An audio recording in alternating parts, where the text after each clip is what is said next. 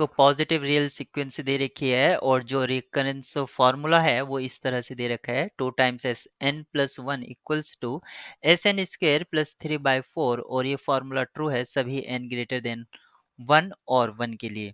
Alpha beta root है X square minus 2x plus 3/4 equals to 0। इस equation के alpha beta root हैं, तो इस इक्वेशन के रूट अगर आप निकालेंगे तो 1/2 और 3/2 रूट से निकालना आपको क्वाड्रेटिक इक्वेशन के आते ही हैं, तो मैं निकाल के नहीं बता रहा हूँ, ये रूट्स आएंगे। और यहाँ पर आप देख सकते हैं सेकंड लाइन में कहा गया है कि जो S1 टर्म है वो अल्फा और बीटा के बीच में लाई करती है, तो इसका मीनिंग है अल्फा की वैल्यू कम है तो इसको हम अल्फा कंसिडर कर लेते हैं, इसको बीटा। S1 की वैल्यू 1/2 और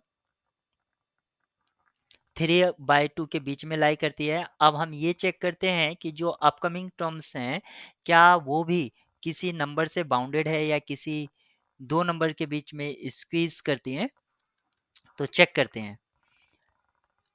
उसके लिए सबसे पहले मैं यहाँ पर इसको स्क्वायर कर देता हूँ, तो ये हो जाएगा 1/4 less than S1 square less than 9/4 और इसमें 3/4 ऐड कर देता हूँ।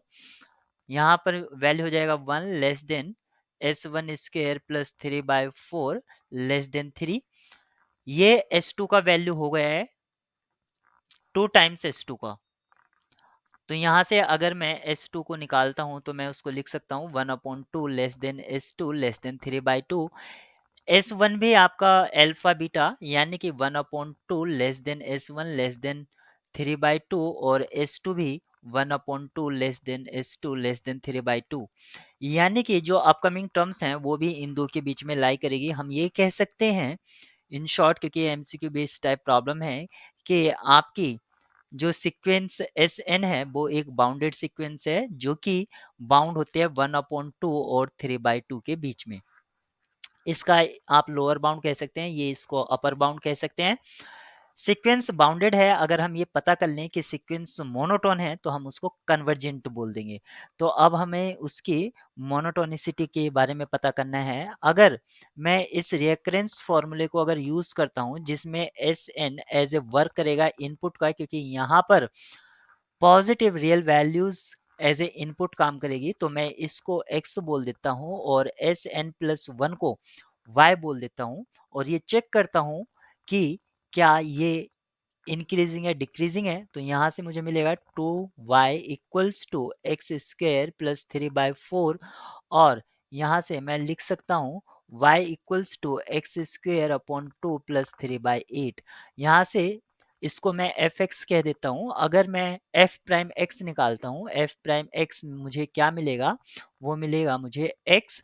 और यहाँ पर आप देख सकते हैं कि सभी पॉजिटिव वैल्यू के लिए एफ प्राइम एक्स जो है वो पॉजिटिव मिलेगा, यानी कि अपना साइन चेंज नहीं कर रहा है। इसका मतलब हुआ जो मेरी सीक्वेंस है वो मोनोटोन सीक्वेंस होगी, लेकिन मैं यहाँ पर ये नहीं कह सकता कि वो इंक्रीजिंग होगी या डिक्रीजिंग होगी, लेकिन मोनोटोन है।